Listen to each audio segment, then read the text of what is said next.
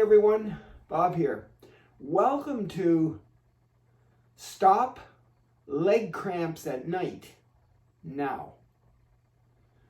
The leg cramps that you might get that might wake you up in the middle of the night, lots and lots of pain going on, usually happen in the calf muscles, in the feet, in the hamstrings, and sometimes in the quads. And they're usually caused by dehydration or not enough water in your system. So tip number one, have a glass of water just before you climb into bed. But before you do the water, I want you to try 3 stretches. And I want you to hold each stretch for 30 seconds and longer, maybe a minute if you have time. But 30 seconds, 3 stretches, drink the water, and have a good night's sleep, and you won't have to worry about the leg cramps. The hamstring stretch. So we have hamstrings, large muscles that keep our legs nice and straight, and they go from your bum down to your knee, upper part of your leg. And they do cramp up for lots of reasons. But we don't want that to happen in the middle of the night. So we're going to find a bench or chair or something, and we're going to take one leg and put the heel on the chair. Now the key here is to keep the leg straight. So keep the knee down. Use your brain, push the knee into the ground, keep the leg really, really straight, and then, holding on if you need to, just hinge at the hips, keep your back straight, and you'll feel a tightening in these hamstrings. You're right about there, I can feel it. Now, if you want to, you can flex your foot even more. That means try to point your toes to your head here, and that will stretch your calf muscle, but we have another exercise for the calf muscle. So let's just hinge from the waist, leaning forward a little bit. Our head isn't down like this. Our whole head and back is straight. We're just leaning forward, feeling that pull in these hamstrings. And if I talk enough, the 30 seconds will go by in a flash. That's 20. Just 10 more seconds. Hold it. If you can hold it for a minute, that would even be better. There you go. Off comes the foot. All right, good. Other leg comes up, heel on the chair, the bench, the stool. Keep the leg really straight, flex the foot, point the toe to the head. If you want to get a little extra stretch in your calf muscle, but you don't have to. We're stretching the hamstrings right here between your bum and your knee at the upper back of your leg. Right, we're going to hinge at the hips, keep the head in neutral, no bringing your head down or nothing like that. Just hinge a little bit. You'll feel it pull right in here. And that's what we want. That's already 15 seconds. Holy cats. This doesn't take long. There's only 3 stretches, 30 seconds each. That's just a minute and a half. That's good. Good. Hamstring stretch. Okay, the quad muscles, these big muscles between your hips and your knees at the front. The complementary muscles to the hamstrings. They get a lot of work. They could, if you sit too much, cramp in the middle of the night.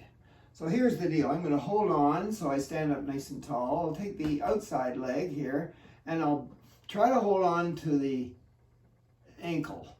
But what I want to do, I'm trying to bend my leg here to pull on the quad muscle.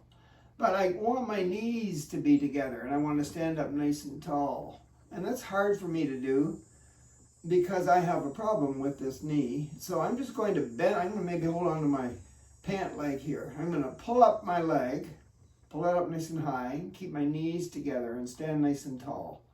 So from my hips down to my knees on both legs, they're straight. But the leg on the outside here, this one here, is bent. And I'm trying to bring the heel up higher and higher and higher by pulling on my pant leg.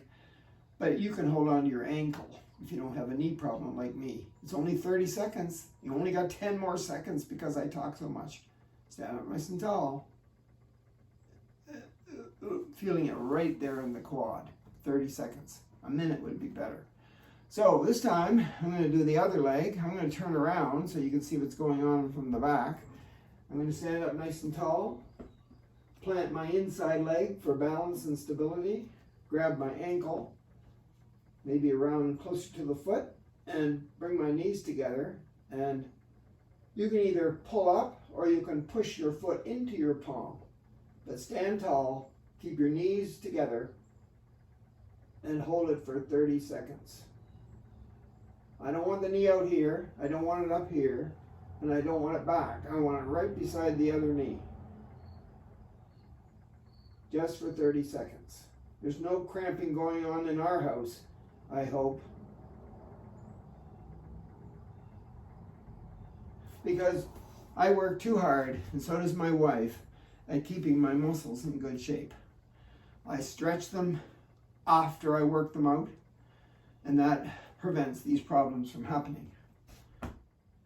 Calf muscles, these big, fat, bulgy muscles down here below your knee and above your ankle at the back of your legs. Those are calf muscles.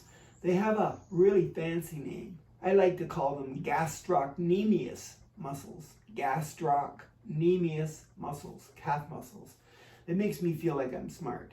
Anyway, every time you flex your foot up, you're working your calf muscles. So I'm going to find a door or a wall, and I want you to watch what I do. One leg at a time, 30 seconds each leg. So the heel is close to the wall. As soon as I try to flex it to get my toes against the wall, I can feel it in my calf muscle right here. All right? The calf muscle. Yep. There's the calf muscle. There's the heel close to the wall. The toes are pushing on the door there.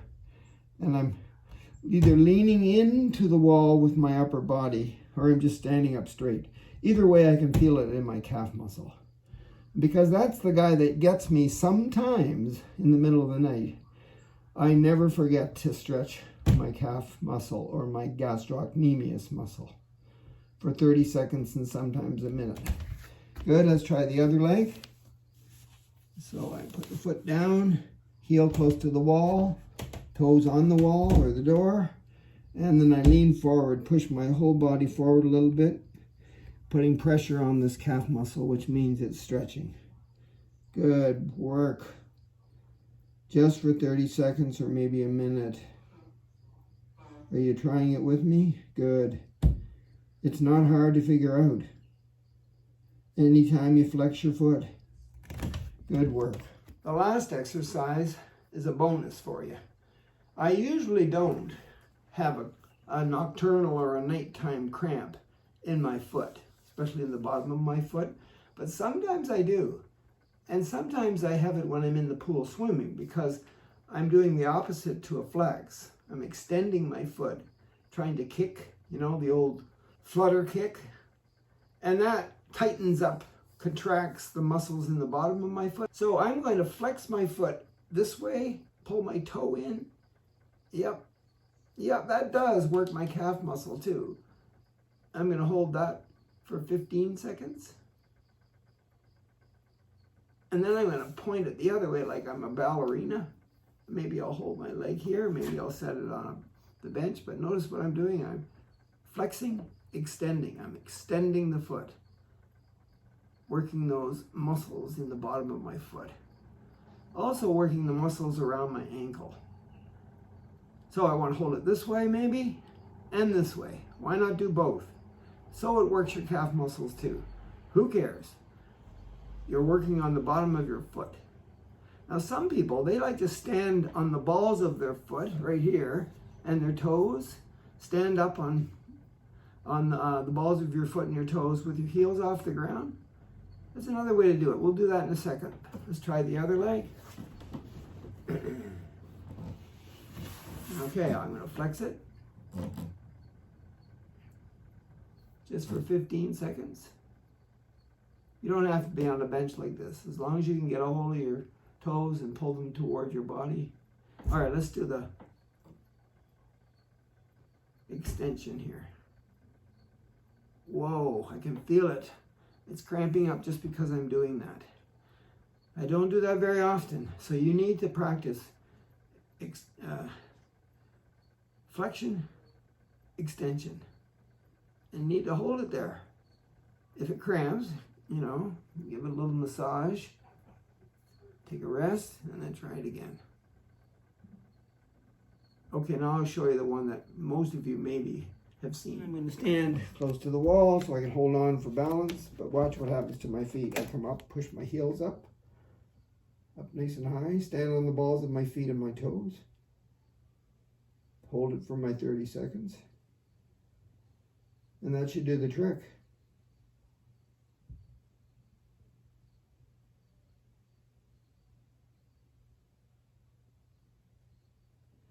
Good work. I guess I'm ready for bed. After I finish my glass of water, you might want to check with your doctor so he can check your blood to figure out what the electrolytes are doing in your body, like magnesium and potassium and phosphate and chloride and sodium and calcium. All great conductors of electricity, and your body is mainly water, and you need that electrical impulse for your heart and your lungs, your stomach, your brain, of course. That's enough talking. Good luck.